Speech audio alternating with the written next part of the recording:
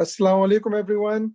My name is Muhammad Abdul Aleem on behalf of Islamic City. Welcome to this live Jummah Khutba. Today we have Dr. Dany Douery. Dr. Dany is one of the co-founders of Islamic City, a board member. He's a professor of Islamic Studies and Arabic at California State University, San Bernardino. He will be doing the khutbah for us today. As I mentioned yesterday in our daily Quran reflections, Dr. Aslam has a small outpatient procedure that he is doing today. We pray that everything will go well with him. So with that, I'm going to hand it over to Dany. But before that, just one announcement. After the khutbah and salat, we will do, I'll do a short presentation on Islamic City so that you have a better idea about some of the work that we do. And of course, these are very trying times, and I will be asking for support from all of you in this. So just wanted to let you know, if you can just stay back for a short while after Jummah, I will be doing that presentation. Dr. Dany? Yes, did you want to give the adhan? Yes, I'll do the adhan also. Okay.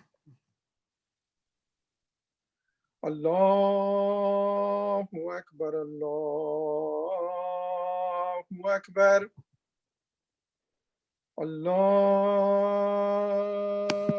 Akbar, Allahu Akbar. Ashhadu anna la ilaha illallah. Ashhadu anna la ilaha illallah. Ashhadu anna Muhammadan Rasulullah. Ashhadu anna Muhammadan Rasulullah. Hayya ala salah. Hayya ala al-falah. Hayya ala salah. Hayya ala al-falah. Allahu Akbar, Allahu Akbar. La ilaha illallah. إن الحمد لله نحمده ونستعين به ونستغفره ونعوذ بالله من شرور أنفسنا ومن سيئات أعمالنا. من يهده الله فلا مضل له ومن يضلله فلا هادي له. ونشهد أن لا إله إلا الله وحده لا شريك له. ونشهد أن محمدًا عبده ورسوله. أدى الأمانة وبلغ الرسالة ونصح الأمة وكنا على ذلك من الشاهدين. اللهم صل وسلم وبارك على محمد وعلى آله وأصحابه ومن تبعهم إلى يوم الدين. رب اشرح لي صدري ويسر لي أمري واحلل عقدة من لساني يفقه قولي. We praise Allah and we bear witness that there is no deity but Allah, and we bear witness that Prophet Muhammad is the final messenger of a long line of prophets and messengers. We ask Allah subhanahu wa ta'ala to send his peace and blessing on all of the prophets, on Prophet Muhammad, on his family, those who follow them until the day of judgment. My dear brothers and sisters in Islam, and any person who may be listening to this khutbah, whether they are Muslims or non-Muslims, because they are our brothers in humanity, I greet you with the Islamic greetings. Assalamu alaikum, or peace be upon all of you. Allah subhanahu wa ta'ala says in Surah Isra, a very popular verse that nobody needs to be told where it is, but it is in Surah Isra. Allah subhanahu wa ta'ala says, أعوذ بالله من الشيطان الرجيم. بسم الله الرحمن الرحيم. وقضى ربك ألا تعبدوا إلا إياه وبالوالدين إحسانا إما يبلغن عندك الكبر أحدهما أو كلاهما فلا تقل لهما أف ولا تنهرهما وقل لهما قولا كريما واخفض لهما جناح الذل من الرحمة وقل رب ارحمهما كما ربياني صغيرا ربكم أعلم بما في نفوسكم إن تكونوا صالحين فإنه كان للأوابين غفورا. And Allah continues in this beautiful ayah, in the beautiful surah, He says, وآتي ذا القربى حقه والمسكين وابن السبيل ولا تبذر تبذيرا. If we were to briefly summarize that, these 4 verses from Surah Al-Isra, it is that Allah subhanahu wa ta'ala has ordained that we shall worship none but Him. And immediately He says, and do good unto our parents. There is not a good deed that we do that is an ordainment, that is an obligation. You have got to do it. It's not like a donation that we do or we're asked to do. As much as we worship Allah, the very second level of our duties is towards our parents. And of course, the rest of the ayahs tell us or encourage us to be kind, to be humble, to be modest, never to come and then complain to them. I read the 3rd verse in that ayah and says, your sustainer, Allah, He is more knowing of what's in our heart so that we can always be good. And those who turn to Allah are always, Allah is the most forgiving for all of us. But the reason why I included the 4th verse, that does not include the parents. So after Allah ordains us to take care of to worship Him and take care of our elderly parents, He says, and give your dues to the near of kin, dhal qurba, and then al-miskin, those who are in need, and wabna sabil, and those who are wayfarer, wala tubadhir tabdhira, and do not be a squanderer. Why do we select this today? Well,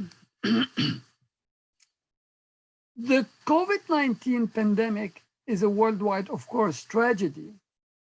And I'm going to share with you some statistics that inshallah will give us a first-hand application of how we can be inspired by these verses and put them into action in our daily lives.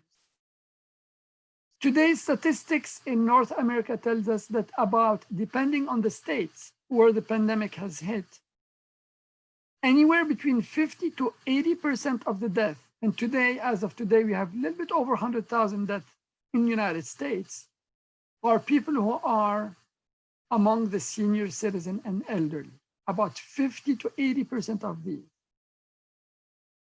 Some other statistics that are not related to COVID-19, but some realities that us should be aware of living here in the United States. And it is the same thing in North America, that is in Canada, but also in many places in Europe. And the trends are increasing in other parts of the Muslim world and the rest of the world. Today's statistics tell us that 1 in 2 women will live over 90 years old. Today, we know that 1 in 3 men will actually live over 90 years old. There is something known as the graying factor. Today, out of 2018, about 22% of our citizens, known as the baby boomers, are senior citizens. In the next 5 to 10 years, that rate is going to be anywhere between 25 to 28%. Almost, 1/4 or a little bit less than 1/3 of our population will be a retired population, graying, and due to medical advances and better healthcare technologies, many of them are going to live over 90 years old. What is surprising to all of us, and what is important for all of us to know, is that according to the Congressional Budget Office, that is the office that is a non-partisan office. It's not a Republican, it's not a Democrat, it's not an independent. This is straight statistics where they do a lot of projections and analysis. By 2030, and that is only 10 years from now, 100% of the US income from taxes and other levies, fees, 100% of all of the income that comes to the United States government, federal government, I'm not talking about the states, will go towards entitlements. When we talk about entitlements, we're talking about Medicare, we're talking about retirements, we're talking about paying interest on the loans that we are increasingly borrowing. And this means that we will have $0. Let me repeat this. In 10 years, the federal government will have $0 to fund any person's salaries or any type of facilities or dealing with emergencies, other than having to borrow more and more. So within 10 years, if any person who has retired is getting his or her retirement benefit, paying social care, Medicare, and whatever entitlement, and paying interest on the loans that we owe, we are out of money. I'm gonna share with you one more statistic, and then we'll go specifically into a community that is very vulnerable. Today, all projection for Social Security benefit is that they may be decreasing. The age for retirement for full benefit in Social Security may be increasing 67 years to 69 years, potentially 70, 71, or 72 years, which means that our senior citizen community, and later on our retirement community, which is going to encompass a large segment of our population, will be extremely vulnerable. Before we go into actions, because I do not like to preach, let's go into actions immediately. Let me share with you one final and disturbing statistics. And this is related to elder abuse. Elder abuse is defined across the world by the World Health Organization that could have 6 forms. We could be abusing our elderly physically. We could be abusing them sexually. We could be abusing them emotionally. We could simply be neglecting them, and that's a form of elder abuse. We could be abandoning them. Neglect means, you're just neglecting to carry certain necessities. Abandoning them means they are going to be left alone. And the final form of elderly abuse is known as financial abuse. There is misappropriating their funds that belongs to them, or take everything and then abusing it and spending it the wrong way, the unethical and immoral way. Today, according to the Center for Disease Control, elderly abuse is so common that the cases that are detected, that are documented, are more than 10%. For any person who lives 60 years or older, there are more cases of only between 2002 and 2016, there were over 500,000, actually 640,000 people who were abused. And there were 19,000 homicides. And some of the most shocking statistics are men, as in the male, are more subjects to elderly abuse than women in homicide cases, where they end up dying or being killed. And what is also very sad is 1 in every 5 sexual assault on women in the United States happens to somebody who's a senior citizen. With these glooming realities, with the start of Allah telling us to take care of our parents, but then in the same ayah, the same surah, 3 verses later, he's telling us to take care of the needy and those who are wayfarer, and not to squander our properties and our wealth and our energy. And with the undisputable reality that today we are not only living in difficult times because of pandemics, but even before COVID-19, we have realities of bankrupt economies around the world, not only in the United States. We have an aging population. We have a graying population. And we have very documented cases of elderly abuse. We Muslims have got to step up to the plate and to say, what makes us unique as Muslims, and what do we have to contribute not only to the Muslim community, but to the world community? Few years ago, the Coexist Foundation, this is the foundation that calls for an understanding and a good dialogue and respect of all religions around the world, made a beautiful study along with the Gallup poll, and it was the religious face of America. They surveyed every single religion in the United States, and some of the information is great for us to understand. In that great survey, Muslims was the most diverse group in the United States of any other religious group here. For example, we do not have any ethnic group that is more than 35%. That is the African American community here in the United States. We have the immigrants, we have the converts, and the children of immigrants. That is great. When Muslims in the United States are so diverse, and I'll give you an example, not to say that we are superior than any other community, but just in terms of comparison. Jewish community is 98% white. The Mormon community is 96% white. Muslims are all over, with no single community more than 33%. Muslims are the second highest educated community, according to that survey, after the Jewish community. Muslims are the least unemployed community, and we are not, as some people would like to accuse us, using public welfare and public assistance programs.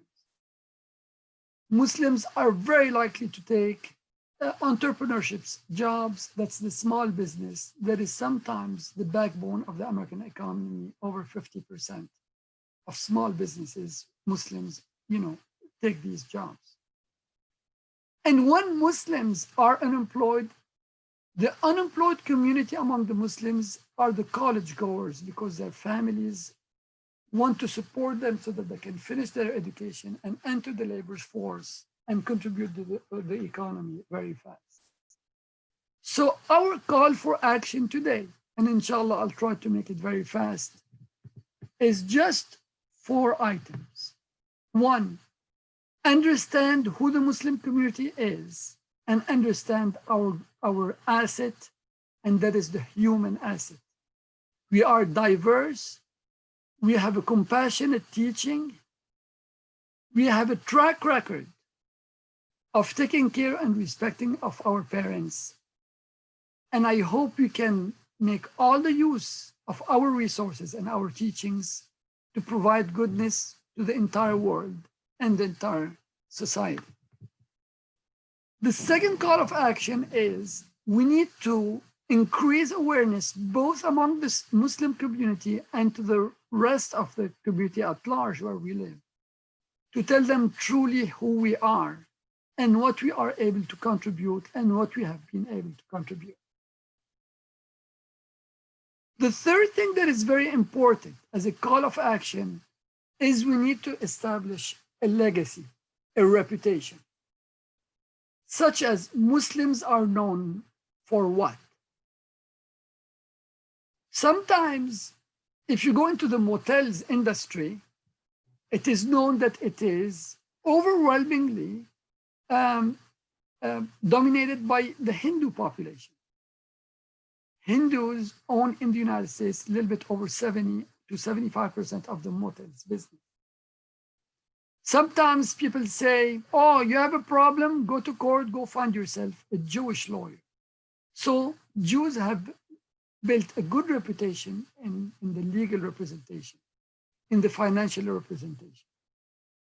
Armenians have built themselves into a good reputation for being great artisans. Japanese, you may not know this, but Japanese Americans have an amazing reputation for being very innovative farmers. They have this great attachment to their land. Seventh-day Adventists are known for their healthy living. They are actually the community, the religious community that lives the longest in the United States, around the world actually. And they are the ones that has the highest percentage per capita or per community of people who live over 100 years. Now going back to the Muslims, what do we want to do and what can we contribute to establish a legacy? Wouldn't it be great if Muslims one day be known as, this is the community that takes care of its elderly people. This is the community that will take care of not only the parents, but every single person who is older. Today, when we talk to Muslim doctors, and we have many Muslim doctors, we have, of course, the cardiologists and the brain surgeons. We have the primary care physicians. We have the internal doctors. When we talk to the Muslims, sometimes we do not hear too much of people who have geriatric training. Geriatric, that is the care of specialty, the care of elderly people. I am not saying that do not exist, but it is not a very common specialty that Muslims focus on. In the reality of the healthcare of our community, we do need more geriatric doctors. But not only that, because the senior citizen community does not only need medical care, it needs other forms of care. It needs volunteers, it needs social workers, it needs facilities to take care of them, it needs somebody to entertain them, somebody to do volunteer work with them, somebody to engage them, not only for the Muslims, but for any person who is aging. Would it be beautiful if the Muslim community one day will go on fundraising events, not only to establish schools for our children, but care facilities, both medical and social care facilities where we entertain and we engage and we take care of every single person who's elderly in our community. Many years ago, in the state of Florida, the banks discovered that there were a lot of elderly people going to the bank and talking to people at the banks. And they would go to the teller and say, you know what, I want to transfer $50 from this account to this account, and I want to transfer $2,000 from this account to another account. And suddenly they were seeing that there were a lot of people who were just going to the bank and wasting the teller's time. When they did a study on it, they discovered that the reason why all of these senior citizens were going to the banks, and this is, by the way, why many banks started charging certain amount of fees on your account if you go over 3 or 4 times per month, is that these elderly people actually simply needed to have somebody to talk to because they were so lonely, alone at home. Would it be so beautiful if Muslims are the people that make themselves available, not only for the youth in our community, but for the elderly in our community? I am going to finish my khutbah, or the first part of the khutbah today, by summarizing everything we said through one verse in the Quran from another surah, Surah An-Nisa, verse 36, when Allah subhanahu wa ta'ala says, وَاعْبُدُوا اللَّهَ وَلَا تُشْرِكُوا بِهِ شَيْئًا وَبِالْوَالِدَيْنِ إِحْسَانًا, and worship Allah and do not associate anything with Him, and be kind and gentle with your parents. If Prophet Muhammad sallallahu alaihi wasallam was sent as a mercy to all of mankind, وَمَا أَرْسَلْنَاكَ إِلَّا رَحْمَةً لِلْعَالَمِينَ, and when the Prophet sallallahu alaihi wasallam was asked by a person who wanted to go with him on a military expedition, and the Prophet sallallahu alaihi wasallam asked him, he said, do you have parents? And he said, yes. He said, then your jihad isn't taking care of them. فَفِيهِمَا فَجَاهِدْ, in them, by taking care of them, you do jihad. What more beautiful teaching do we have in Islam than to remember that we have a lot to contribute to our community in all aspects? And inshallah, we will take these words from Allah and the teachings of the Prophet ﷺ to put them into action أقول قولي هذا لي ولكم فيا عباد الله استغفر الله.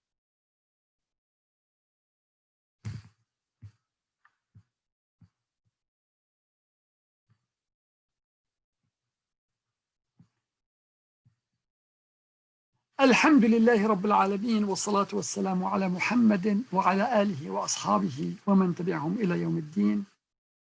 اللهم صل وسلم على محمد وعلى آل محمد كما صليت على إبراهيم وعلى آل إبراهيم، وبارك اللهم على محمد وعلى آل محمد كما باركت على إبراهيم وعلى آل إبراهيم في العالمين إنك حميد مجيد. Oh Allah, we ask you to make us among the role model, the caring and the compassionate, those who are taking the benevolence of Allah into our actions and being benevolent in our own actions to our community. Oh Allah, we ask you to lift the pandemics and find a cure to all of people, all of humanity, here in the United States and across the world. Oh Allah, we ask you to bring all of those who are sick back to their families safely, especially those who are quarantined and not able to see their children. Oh Allah, we ask you to make us among those who listen to whatever teachings you give us and make the best out of it, and to abstain from anything that is a waste of time or of resources. إن الله وملائكته يصلون على النبي يا أيها الذين آمنوا صلوا عليه وسلموا تسليما. اللهم صل على محمد وعلى آل محمد كما صليت على إبراهيم وعلى آل إبراهيم. ربنا لا تؤاخذنا إن نسينا أو أخطأنا، ربنا ولا تحمل علينا إصرا كما حملته على الذين من قبلنا، ربنا ولا تحملنا ما لا طاقة لنا به، واعف عنا واغفر لنا وارحمنا، أنت مولانا فانصرنا على القوم الكافرين، وأقم الصلاة إن الصلاة تنهى عن الفحشاء والمنكر. أقم الصلاة.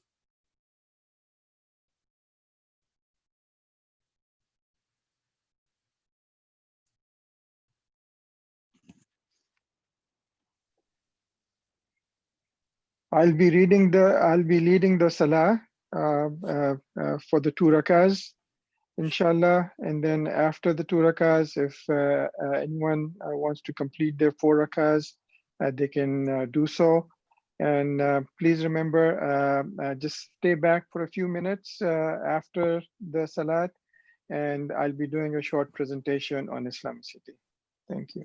Thank you. Don't forget to do the iqama, or somebody can do the iqama. Yeah. Do you want to do the iqama? Yeah, please, Dany.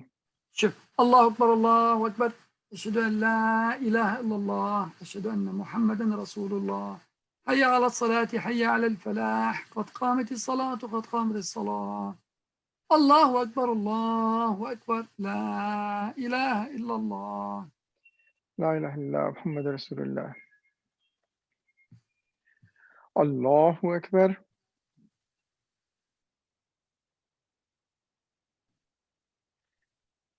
بسم الله الرحمن الرحيم الحمد لله رب العالمين الرحمن الرحيم مالك يوم الدين إياك نعبد وإياك نستعين اهدنا الصراط المستقيم صراط الذين أنعمت عليهم غير المغضوب عليهم ولا الضالين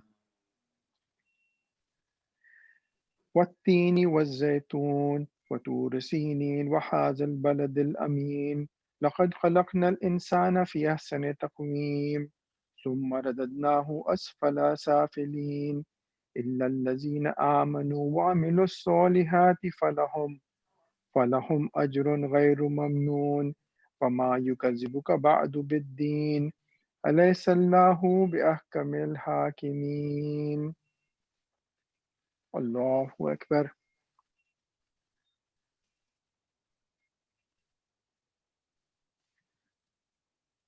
سمع الله لمن حمده الله أكبر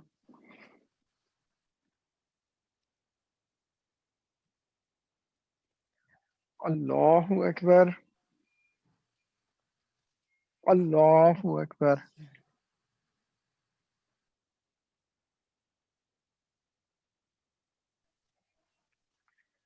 Allahu Akbar. Bismillah ar-Rahman ar-Rahim. Alhamdulillahi Rabbil Alameen. Ar-Rahman ar-Rahim. Maliki Yawmiddin. Iyyaka na'budu wa iyyaka nasta'een. اهدنا الصراط المستقيم صراط الذين أنعمت عليهم غير المغضوب عليهم ولا الضالين أرأيت الذي يكذب بالدين فذلك الذي يدعو اليتيم ولا يحض على طعام المسكين فويل للمصلين الذين هم عن صلاتهم ساهون الذين هم يراءون ويمنعون الماعون الله أكبر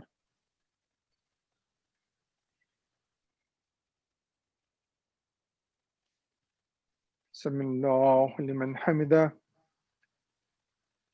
الله أكبر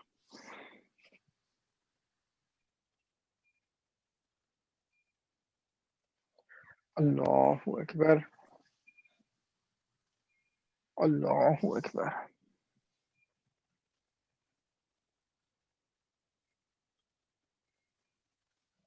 الله أكبر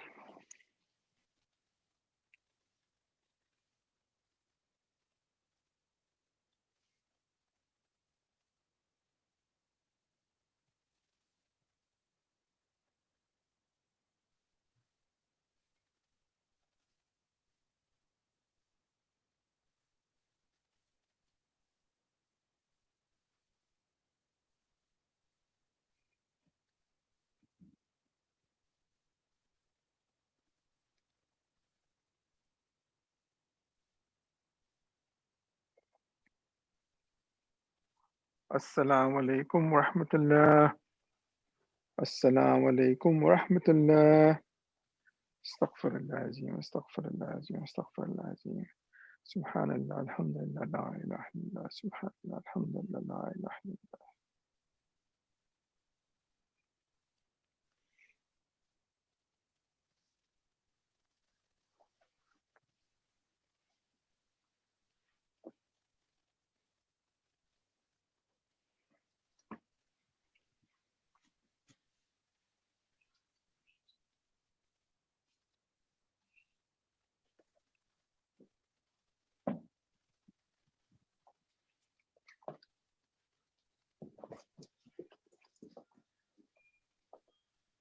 We'll just give a few minutes for people if they're finishing up their Zuhur. And I'll start my presentation, inshallah.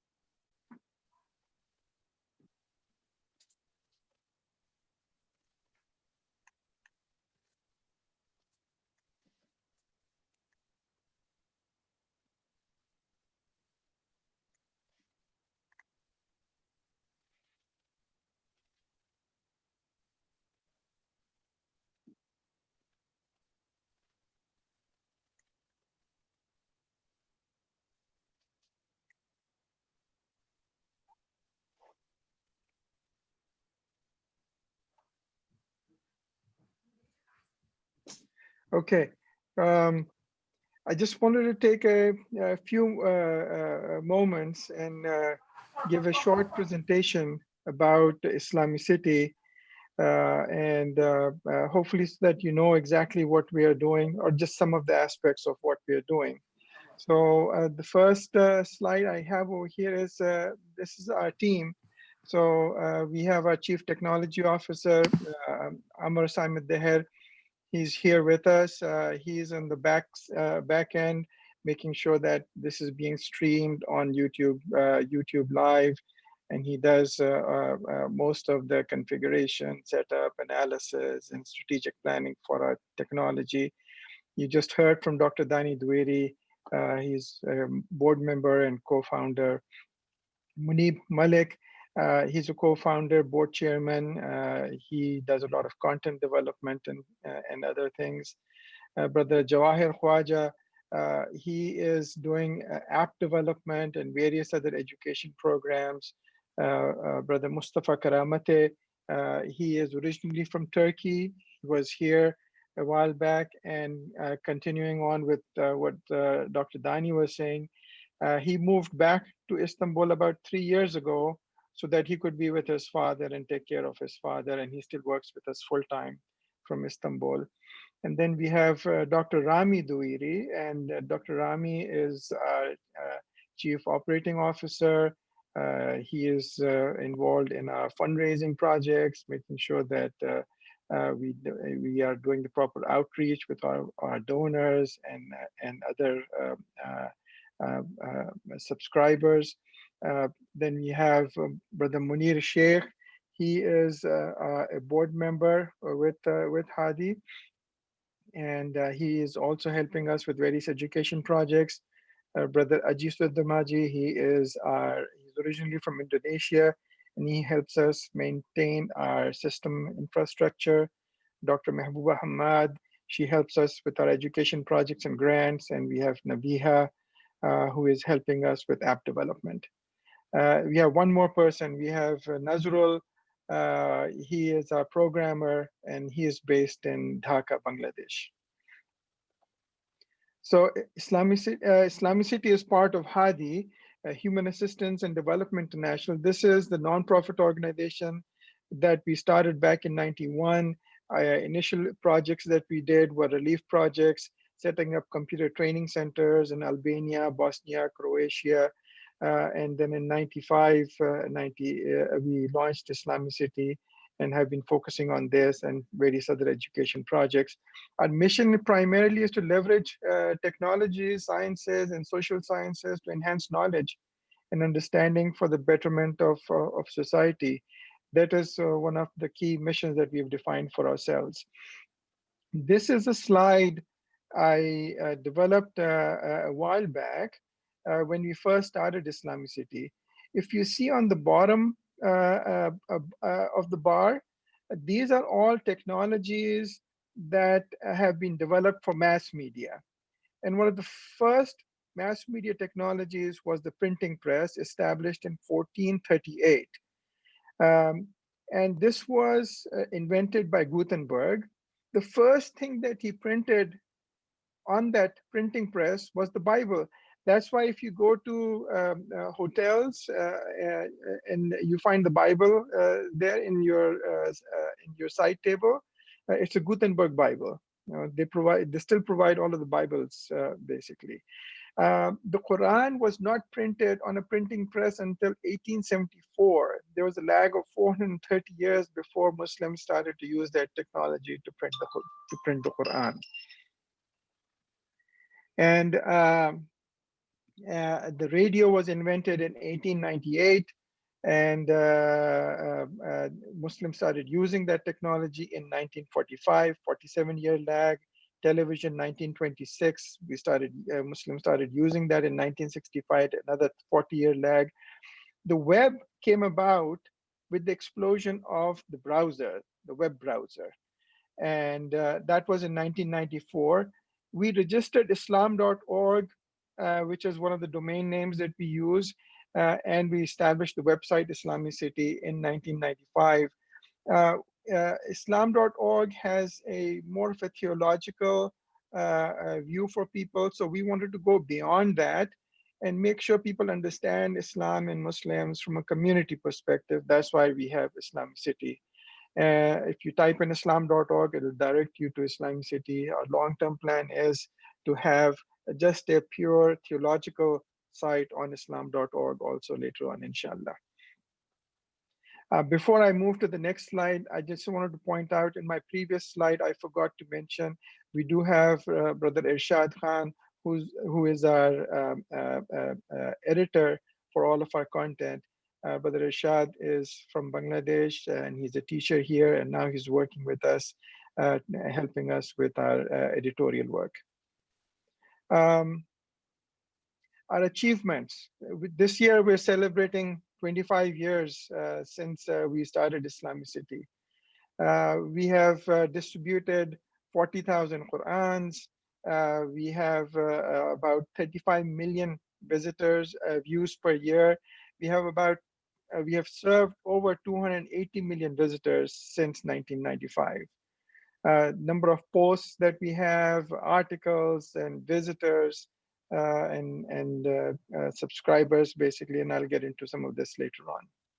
So why do we do this work? And this is the main reason. I'll play this ayah for us. وَلْتَكُن مِّنكُمْ أُمَّةٌ يَدْعُونَ إِلَى الْخَيْرِ وَيَأْمُرُونَ بِالْمَعْرُوفِ وَيَنْهَوْنَ عَنِ الْمُنكَرِ وَأُولَئِكَ هُمُ الْمُفْلِحُونَ. And let there be among you a community inviting to all that is good, enjoining what is right, and forbidding what is wrong. These are the successful.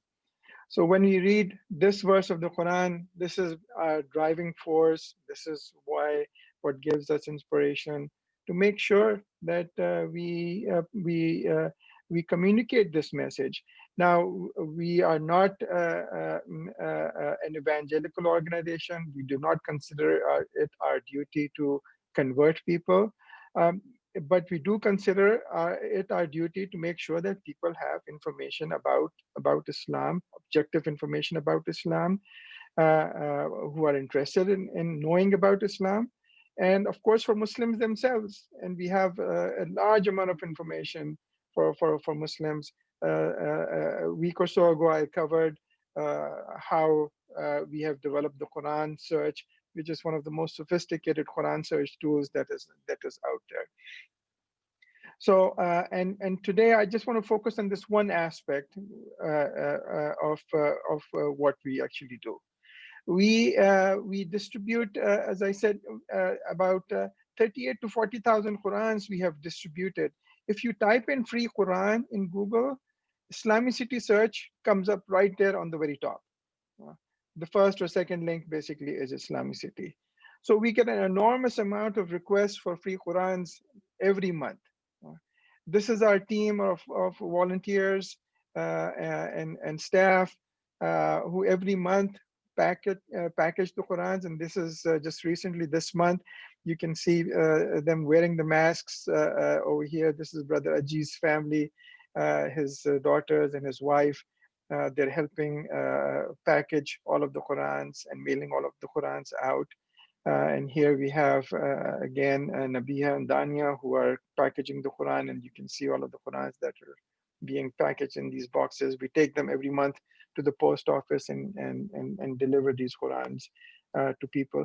The way we do this, we are not forcing the Quran on anyone. We are not going into malls and public places and handing them the Quran and said, here, read the Quran. These are people voluntarily coming to our site and asking us that they want a copy of the Quran. And for those people, we send the Quran out. We do get some enthusiastic Muslims who order Quran for their neighbors and other people that they think need the Quran. And when we send those Qurans to them, we get complaints from them that why are you sending us the Quran? We did not request this Quran. So now what we have done is when you go to order the Quran, there's a little note that comes up that you can only order the Quran for yourself. You cannot order the Quran for anyone else. So we look at all of the requests and make sure that these are primarily people of other faith who are requesting the Quran, and make sure that they're requesting the Quran themselves before we send that out to them. We have a Understanding Islam and Muslim section. And again, this is a very highly rated search result. If you go to any search engine, you type in Understanding Islam and Muslims, this will come up. And just this one article itself has received over 7 million visits from people. And this is where people are coming and trying to understand, what this faith is about. If I can just quickly show you this section. This is the Understanding Islam and Muslim section that we have. And on various pages, we have a Islam chat. So this chat window comes up. Want to convert to Islam or want information about Islam? I can click on this right now, and I can choose who I am. I'm a non-Muslim, already convert, born Muslim. Okay. Put in my name and email, and about 19 to 20 hours every day, we have this service covered, where someone will be there between 4 to 5 hours a day. Some we may not have coverage, but otherwise we have coverage in this all the time. And people chat with our representatives, and they can ask questions with people, and people are taking shahada through this service. People finding peace in Islam, we track every month. Just recently, we've had, this is only from 2019, but our data goes back for another 20 years, where we've been tracking how many people are converting. And you can see we track by gender, by if they're reverting to Islam, if they were Muslims before. We have a lot of cases like that also. So with that, I'm going to just play, when we do these shahadas, people who want to take shahada,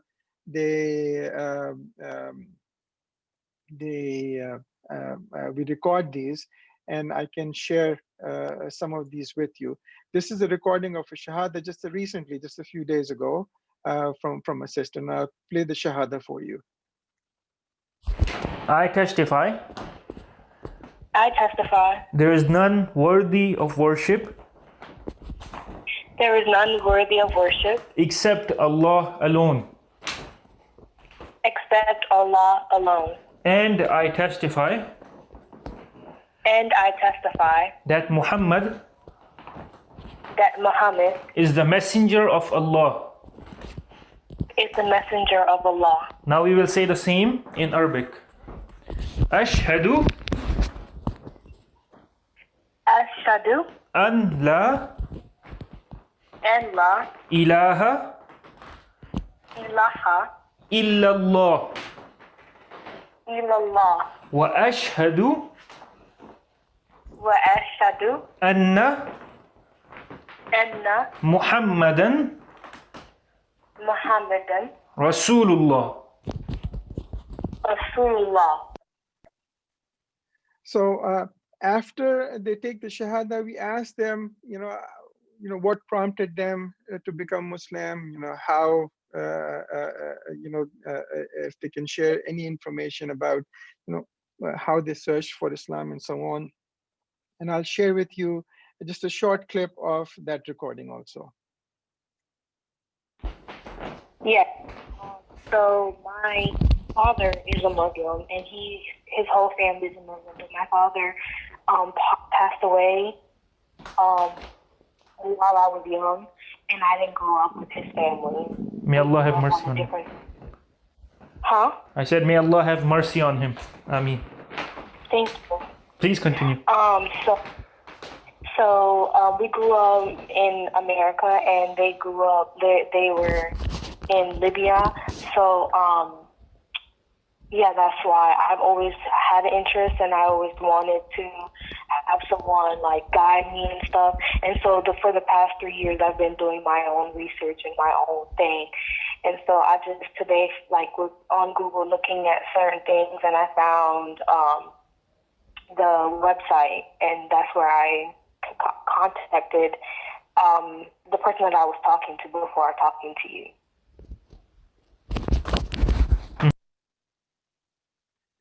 So, you know, she was interested in Islam, and she came to Islamic City, and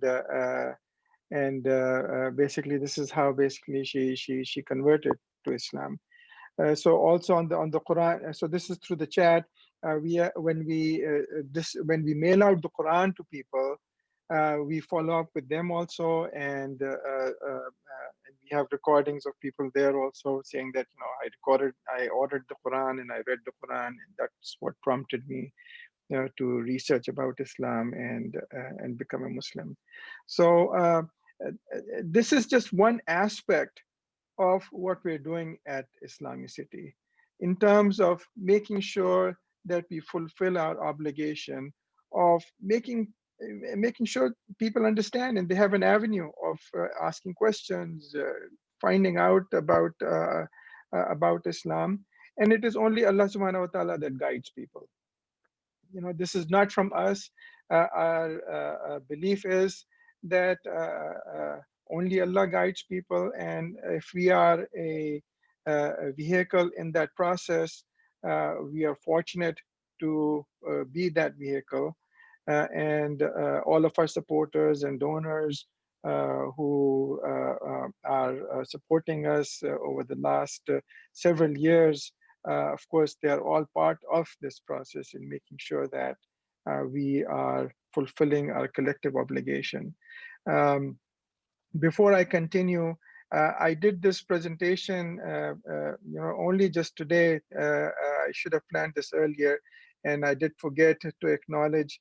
We have Brother Azhar, who does our accounting for us, and of course, Dr. Aslam, who has been giving khutbas. He volunteers with us. He's our resident scholar, and he has been doing various webinars for us and making sure that we are giving us the guidance that people may need. And then, so far we have about close to 2,000 people that have taken Shahada at the website since we started tracking these numbers.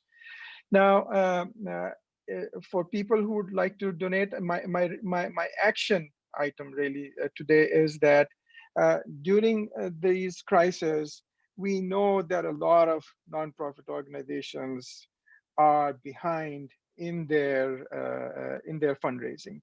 As you can see here, our fundraising goal is 500,000 that we put this year. It is an aggressive goal that we put. We have raised about $144,000 from this right now. And this goal is really based on, we know that it's going to be a difficult year. And it's also based on, we were getting a lot of grants for some of our other education projects. And during this crisis, all of our grants have been suspended. And that is an effect of at least about 30% on our revenue. So that is why we need to make sure that we raise this money to sustain this effort, to grow this effort. Now, I will be asking you for just two things. Actually, three things I'm going to ask you for. Okay? If you are giving your zakat, I know there are a lot of good projects that are out there, and I'm sure you're supporting several worthwhile projects. We want you to consider Islamic City as one of those zakat projects. You can just click on the very top of the page, zakat, and you can come here and you can give your zakat to different projects. We have our general zakat. We have general donation projects if you want to give anything extra. We have our IC Home project. This project, we have bought a building here in Culver City, and we are making this into a media outreach and dawah and education center. Currently, we have started a student internship program over there. that where students are staying there, and we are engaging them in various projects that we have.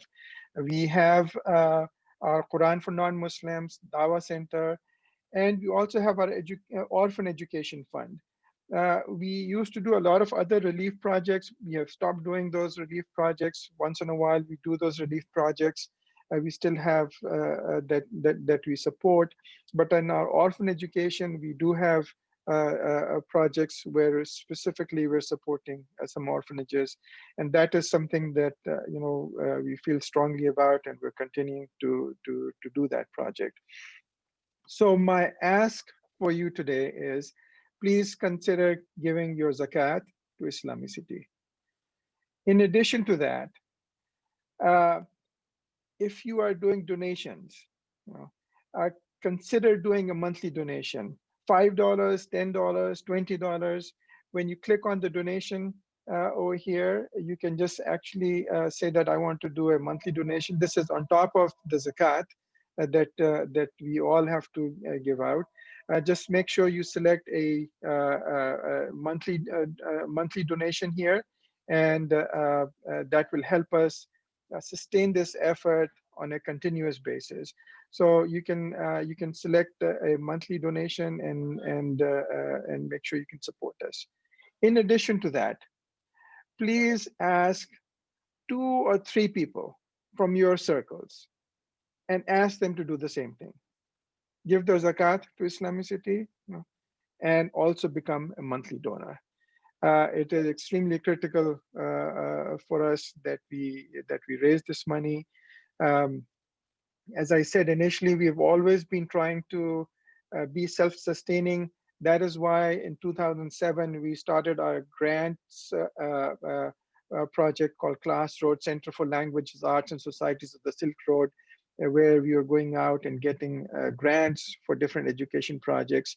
And alhamdulillah, from that, we had about 30% of our revenue, of our budget was being met through those grants. But this year, as I said, our grants have been suspended this year due to this COVID-19 situation that we all find ourselves in.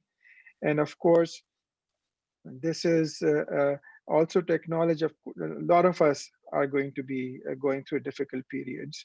But for those of us who have jobs, who are able to do so, we are going to be depending more on those people, and hoping that they'll be able to pull us through these difficult times, inshallah.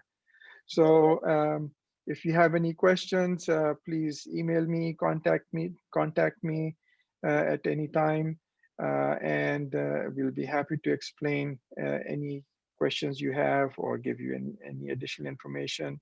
Please explore Islamicity. There's lots of valuable information out there. Also, please download our app that we've recently released for the iOS. The app will be releasing for Android in the next about 4 weeks or so. We'll be releasing our Android app also. If you go to the App Store, I was looking for our app over here. But if you go to the App Store, just type in Islamicity app and you should come up with that. So Islamicity app, and it should show you the Islamicity apps here, and you can Islamicity for Android and iOS. You can go to the Apple Store, and you should be able to find it, Islamicity app. So please use that. It's a very effective tool that we have developed, and hope you'll enjoy it.